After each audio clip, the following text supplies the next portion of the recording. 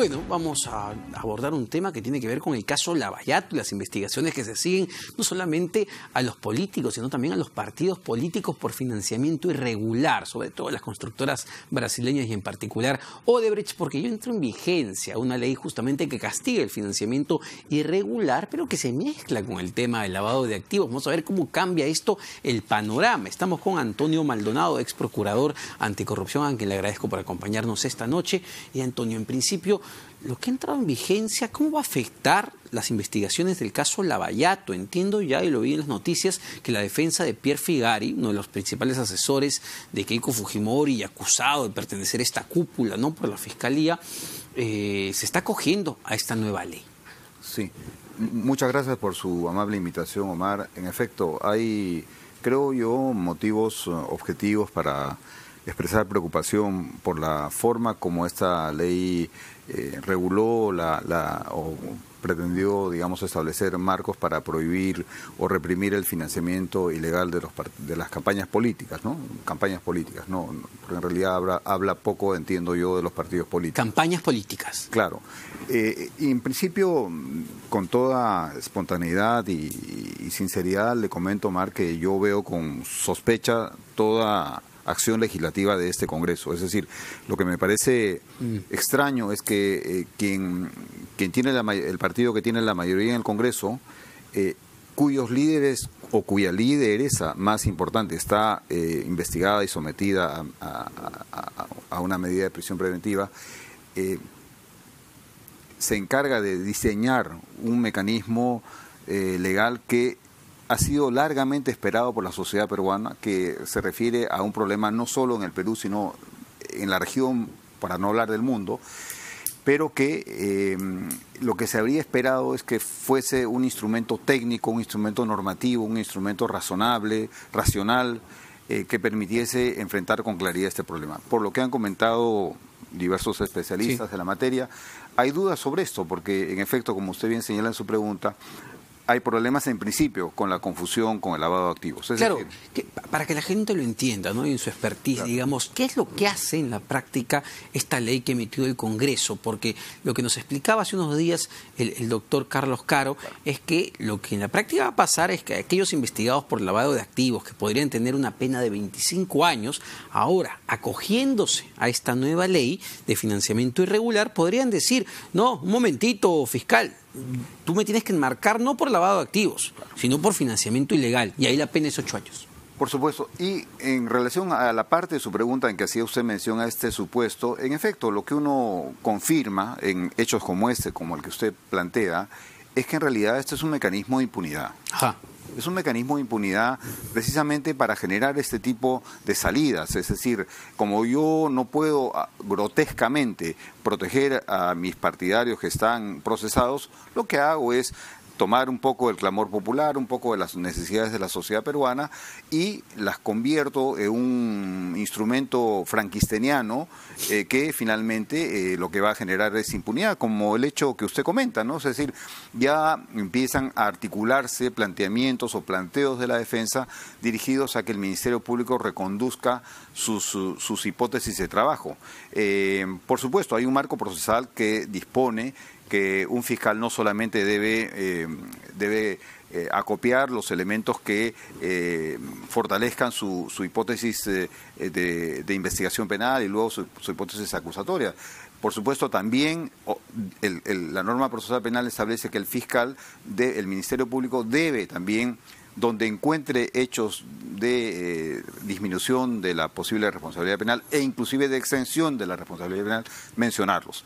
Pero esto no es, es decir, esto es un tema interesante porque esto no se aplica de manera abstracta y mecánica de la norma legislativa a los hechos, sino es al revés. Son los hechos los que determinan cuál es el marco legal y según el Ministerio Público, la tesis de su trabajo es que acá ha habido lavado de activos. Claro, ese era el punto al que quería llegar, ¿no? Porque claro, ellos van a decir, como ya lo está haciendo la defensa de Pierre Figari, le está solicitando, ahí corrígeme por favor, si al fiscal o al juez, que, oye, márcame la investigación no en base a lavado de activos, tienes que enmarcarme la investigación en base a financiamiento ilegal de campaña política.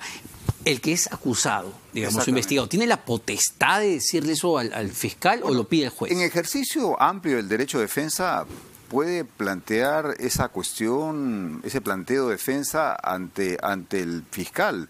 Pero reitero, el fiscal no está necesariamente obligado a tomar ese planteamiento y a adoptarlo inmediatamente. Esto depende de los hechos. Es decir, si yo fuese fiscal y tengo un caso sólido de lavado de activos, nunca voy a aceptar una tesis como esa. Es decir, yo no quiero regalarle mi caso a la defensa. Es decir, habrá que pelearlo. Y el juez no puede obligar, digamos, al fiscal, oye, no, mira, ¿sabes qué, Domingo Pérez? Tú tienes que ver esto por el lado de la nueva ley. Podría ocurrir mediante una articulación procesal que este tema se plantee por la defensa, digamos, supongamos que el Ministerio Público rechaza este planteo de la defensa. Sí, la defensa podría perfectamente plantear esta cuestión ante el juez que controla las garantías del proceso, pero acá yo no veo vulneración del derecho de defensa, es decir, acá no veo ningún quebrantamiento del principio de igualdad de armas. Por tanto, me parece que el juez debería incluso desestimar esa pretensión, es decir, ¿por qué esperar, y eso ya me parece hasta arrogante de parte de la defensa, por qué esperar que el Ministerio Público se compre las tesis de la defensa y cause impunidad? Eso me parece totalmente fuera de lugar. Tú has puesto justamente esta ley en un marco interesante, ¿no? ¿En qué contexto se aprobó? Incluso recuerdo un tuit de en ese entonces presidente del Parlamento, Daniel Salaverry, rechazando pues la aprobación de esta medida que efectivamente uso esa palabra, ¿no? Impunidad a las investigaciones que se están siguiendo. ¿Se puede hacer algo desde, no sé, el Ministerio de Justicia, del Ministerio Público, para llevar esto al, no sé, al Tribunal Constitucional, a la Corte Suprema de los Jueces y decir, mire, esta ley se aprobó en este contexto, donde los líderes de los principales partidos representados en el Congreso han aprobado pues una norma que calza justamente para la impunidad de sus investigaciones? Así es, Omar. Yo creo que el momento del íter legislativo, digamos, era el momento en que esta ley aprobada por el Congreso había llegado al Poder Ejecutivo. Pero, y no se hizo nada. Exactamente. Ahí yo no tengo explicación. Pero bueno, más allá de eso, siempre pensando de buena fe en el Bicentenario, digamos, en un Perú mejor, habrá un Congreso más racional, con menos conflictos de intereses que actuando en bien del Perú, no como con su mayoría que actúa en función de sus intereses partidarios. Y eso realmente colindan en muchos casos con eventos delictivos. No es inconstitucional per se, a eso iba. El TC no lo podría revisar. Mire, sí, no lo había pensado, pero esa es una posibilidad. Yo lo plantearía por el lado de una norma que vulnera compromisos internacionales en materia de lucha contra la corrupción que han sido recogidos en el plexo normativo constitucional. Bueno, pero en fin, ese es un ejercicio teórico, pero este es un tema complejo, es un tema que no solo atañe al Perú, atañe en realidad a toda la región, en particular hace estos días ha terminado funciones en Guatemala la Comisión Internacional contra la Impunidad, donde el financiamiento ilegal de los partidos políticos es un problema muy serio, en realidad en toda América Central, pero el elemento central, más allá incluso de que sea ilegal o no, el elemento central es que el financiamiento, vamos a ponerlo generosamente, excesivo de partidos políticos y de candidatos, plantea un dilema muy básico al paradigma democrático, que es un ciudadano, un voto. Es decir, un ciudadano, un voto se quiebra totalmente si alguien viene con un montón de dinero y apoya, aunque sea ilícito, Pues claro. Quiebra el paradigma democrático de una nación democrática. Entonces, desde mi punto de vista. Me gustaría un comentario sobre otro tema también importante, porque la Procuraduría ha embargado bienes valorizados por 400 millones de soles, en todo lo que es el caso Lavallato. Están 25 empresas